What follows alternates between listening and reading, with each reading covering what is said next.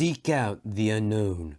The Star Trek Adventures role-playing game takes you to the final frontier. You may travel to the edges of known space, to colonies in need, to the borders of neighboring galactic powers, or into the eye of interstellar phenomena. Explore strange new worlds, encounter fantastical alien life forms, and engage in dramatic adventures in a detailed and immersive galaxy. To boldly go where no one has gone before. This is a review of Star Trek Adventures, the Beginner's Box. Let's dive in.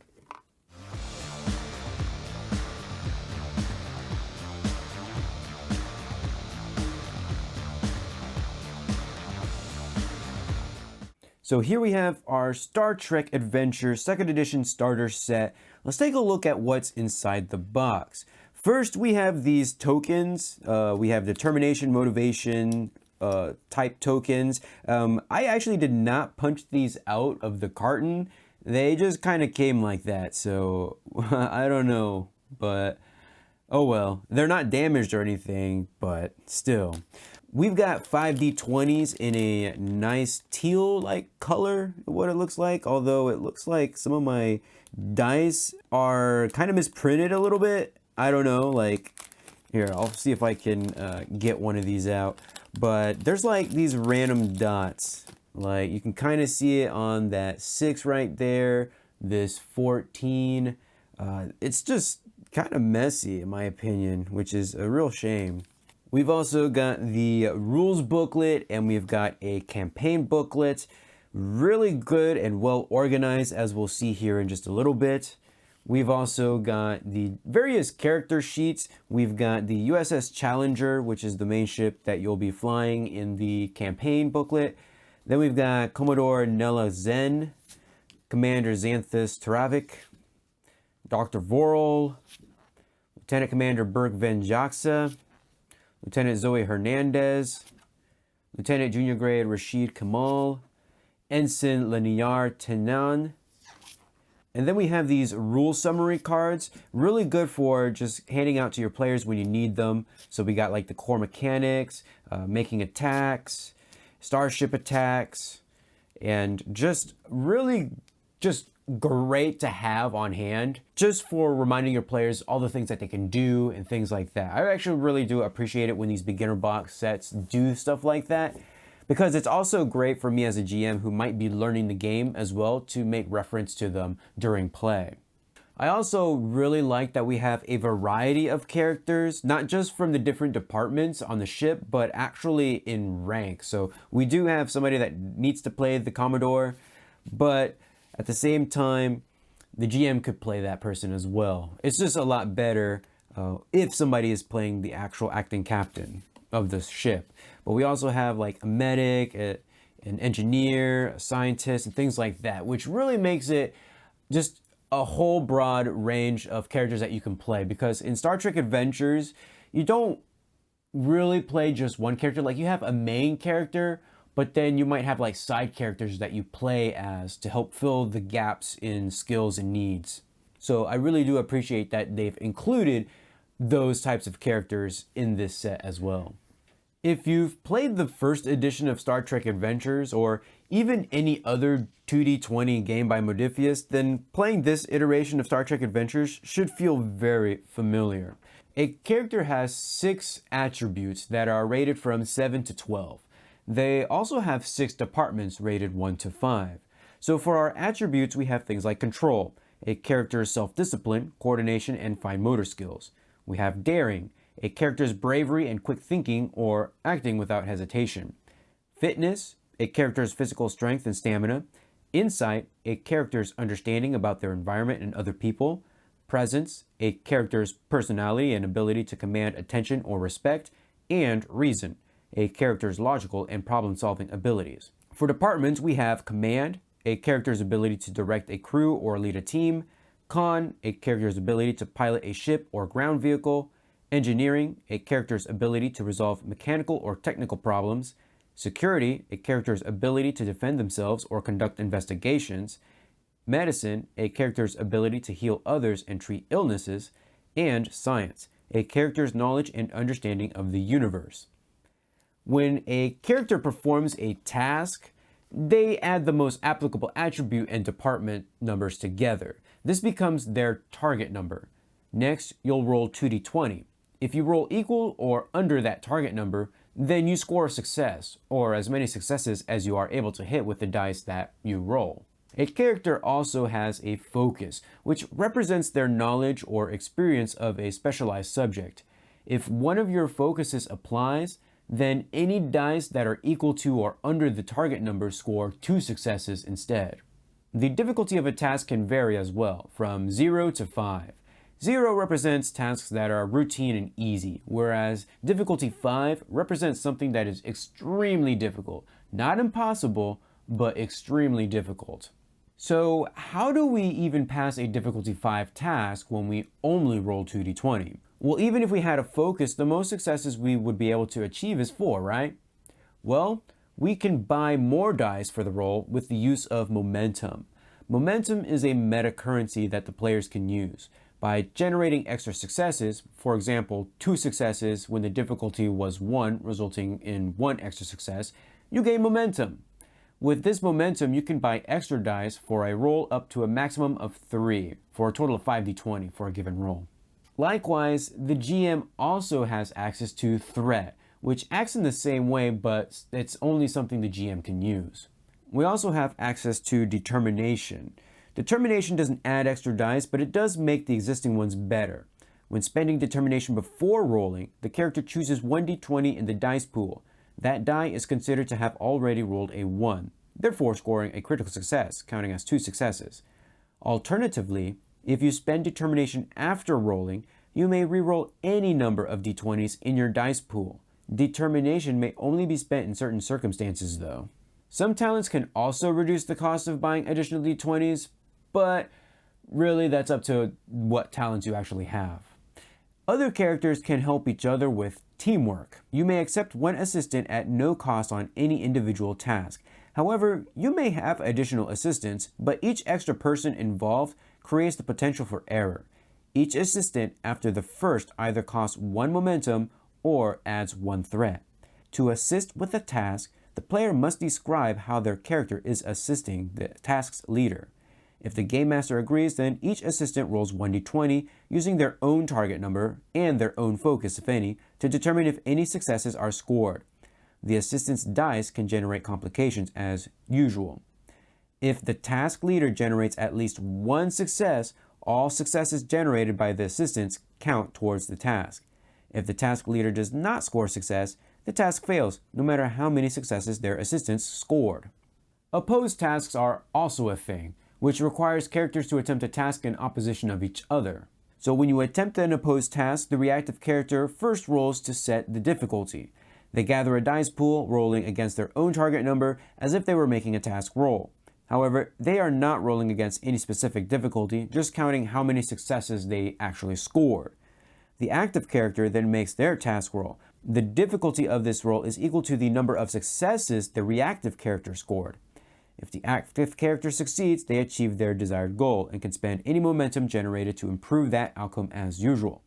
If the active character fails, however, the reactive characters generate 1 momentum for each success fewer than the difficulty scored. After all of this has been resolved, any complications suffered by either side are handled by the game master. So yes, you can still suffer complications even during an opposed task.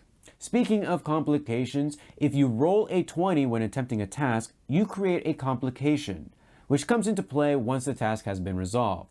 This is something that can hinder further tasks or create a narrative snafu that needs to be overcome. If you don't want to suffer a complication, or the GM just doesn't want to impose a complication, then you can instead add 2 threat for the GM to use. By default, the complication range is 20, but it can be increased to 16 to 20 depending on the task. Before we move on, let's talk about traits for a moment. A trait represents a significant fact. These are single words or phrases. They exist so long as they represent something that is true.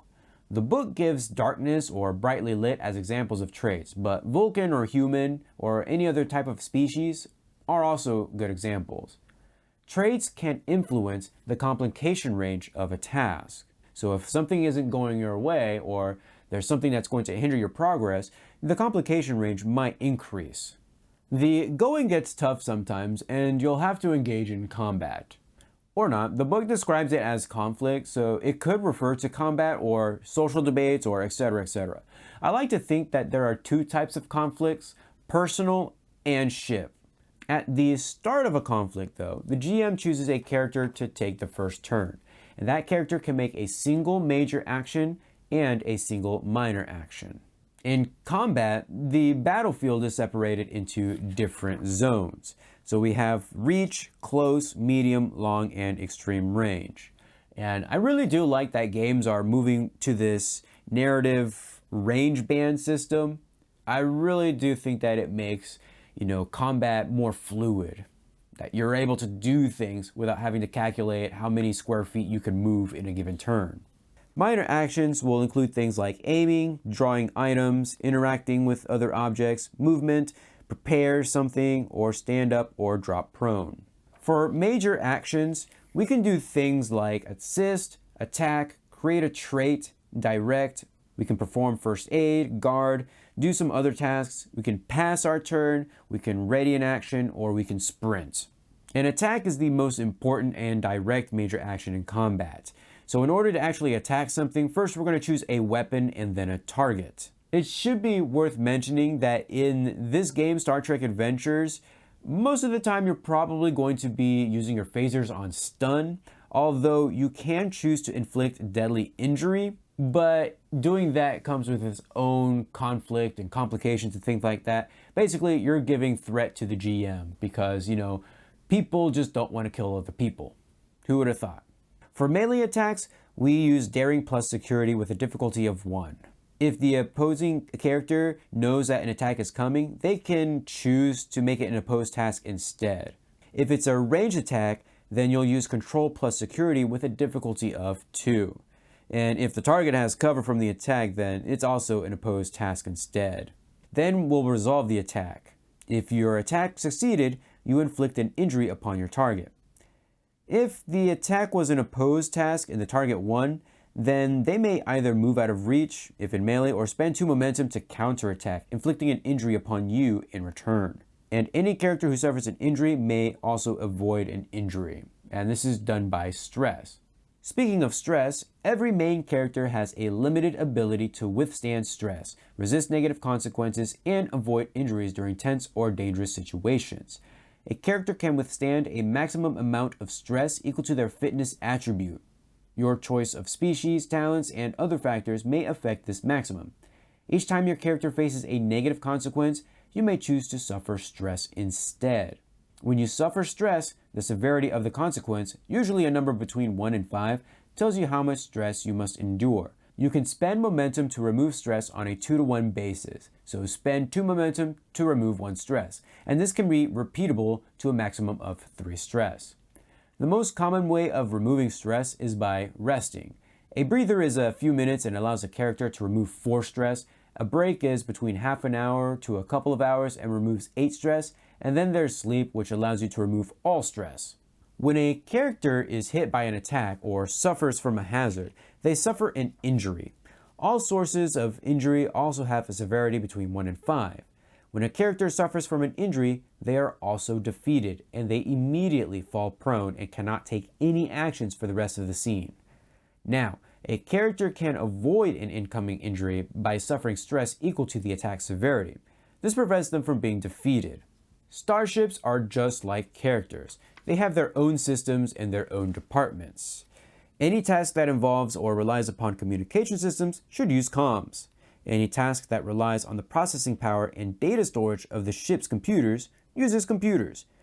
Any task that relies on moving the vessel under its own power uses engines. Any task that involves scanning and analysis using the vessel's sensors arrays should use sensors.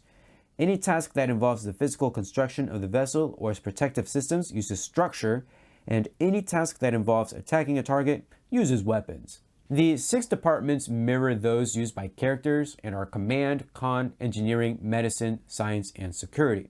Ships have a scale from 1 to 8+, which influences its resistance, which reduces incoming damage. To protect the hull, a ship also has shields, which kinda acts as stress does with characters. Combat for starships works very similarly to personal combat, only now your characters are performing actions inside of a starship. Characters still perform one minor and one major action, although the acting commander of the ship can make a direct action, which allows a character to make an additional major action. If a ship takes damage, it is added to the shield track for the ship. There are 2 breakthrough points, one halfway along the track and one 3/4 of the way. If a ship is shaken, it has suffered minor damage or disruption. You get to randomly roll on the minor damage results table. Your systems can also take damage and thus be destroyed if they take enough damage, but this book doesn't really go into greater details. Starship combat isn't really a big focus of this booklet, but it does give you a taste of what is to come. The adventure in the campaign booklet is divided into 4 parts. 3 of them are the actual adventure, and the last is a series of mission briefs, or short outlines to continue the campaign. Make no mistake, the campaign wraps up pretty nicely here, so there really isn't a need to delve into the mission briefs if you do not want to. Because this is an introductory adventure, the booklet has many reminders on the various aspects of play, such as spending, threat, and momentum, but also reminding players that they can succeed at a cost. The layout is spot on, and everything is very easy to read. Each of the acts opens with a captain's log to the situation. In the first part, the USS Challenger receives a distress call from Cressida, a mining city on Kizomic 6. When the crew beams down, they confront a terrifying alien attack which threatens the city's structural integrity. With the alien attack momentarily thwarted, the crew can begin evacuating the citizens. This serves as an introduction to extended tasks. There are a variety of ways the crew can go about this, such as clearing evacuation routes, locating stranded evacuees, and even providing medical aid. But suddenly, the ground shakes and a piece of the city breaks away. It is falling too quickly through the dense atmosphere to get a transporter lock on the remaining civilians. Looks like you'll have to fly a shuttle to attempt a daring rescue. It is absolutely possible that the characters fail in this endeavor. Whatever the outcome of the rescue, though, when the crew arrives back at the city, they witness an argument between some of the evacuees and a Nausicaan. The evacuees want their valuables recovered before the city falls. The Nausicaan wants to arm a pre-warp species living on the planet so they can fight the alien attackers. This last part would definitely contravene the Prime Directive, by the way. Choosing one side over the other will have its own consequences. If the crew decides to help the pre-warp species, the Kizomans, they will discover that the invading aliens have combined into one massive monster, thus beginning a boss battle of sorts. Options are given on how to handle this monster, such as straight up fighting or using science like the ship's transporters or tractor beam to move it away. It's a really satisfying conclusion to this first part. In part 2 of the adventure, the crew embark on a mission after dropping off the Cressida refugees at Starbase 343, which I think is kind of a typo because later on they call it Starbase 323. Then again, it could just be like a completely different starbase and I'm missing the point. But either way, they are sent to investigate a heavy metal asteroid field. This serves as a simple introduction to starships, but things quickly escalate when several of the ship's systems begin to malfunction. To make matters worse, the crew soon become engaged in a first contact scenario with a species they can't fully understand or communicate with. The crew can work together quickly to establish a form of communication with these new aliens though, and this scene will either end peacefully or with an action scene with the aliens attempting to dismantle and deactivate the warp core.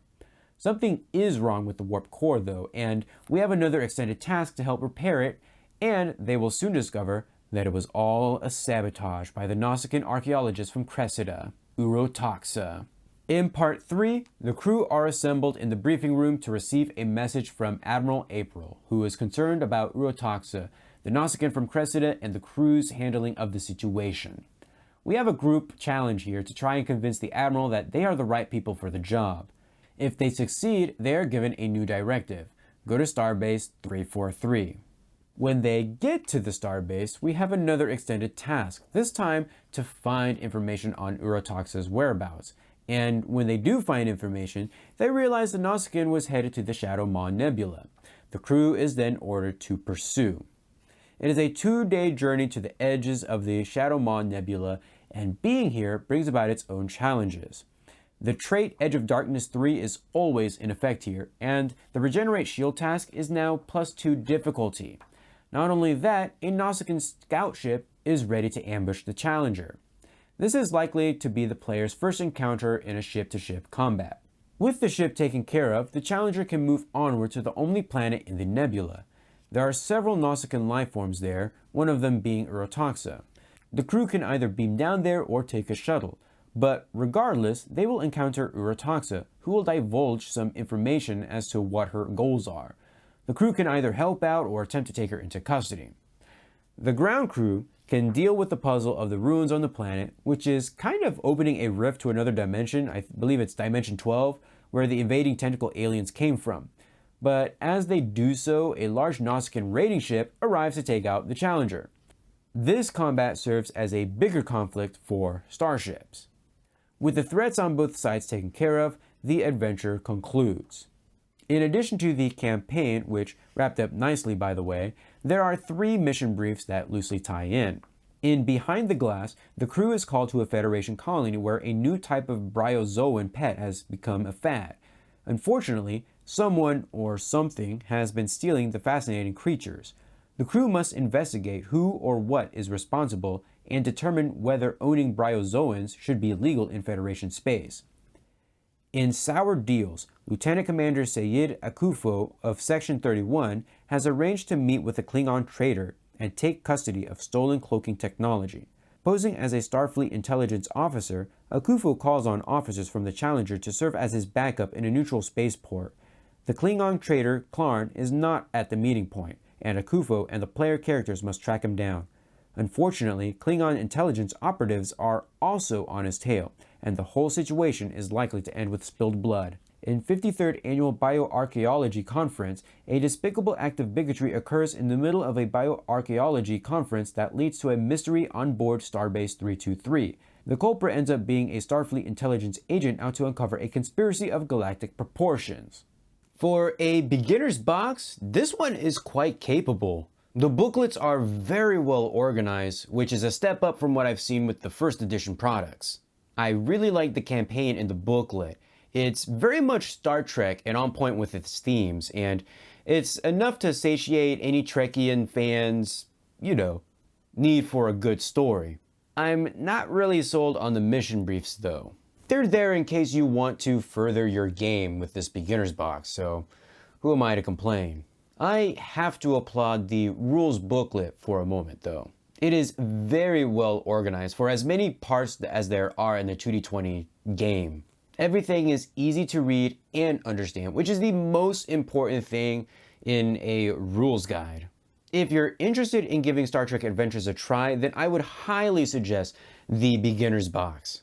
That is, if you're a fan of the property. I've always found myself thinking that these 2D20 games that are based off of properties are really more for the people that are the die-hard fans, and that I would get as much appreciation out of it if I was one of those die-hard fans. Well, I'm not the biggest Star Trek fan, although quite honestly, after watching Strange New Worlds, I'm a fan now. I still find myself appreciating everything that this game has to offer. It's just a really good sci-fi game, and at the end of the day, that's really what I want.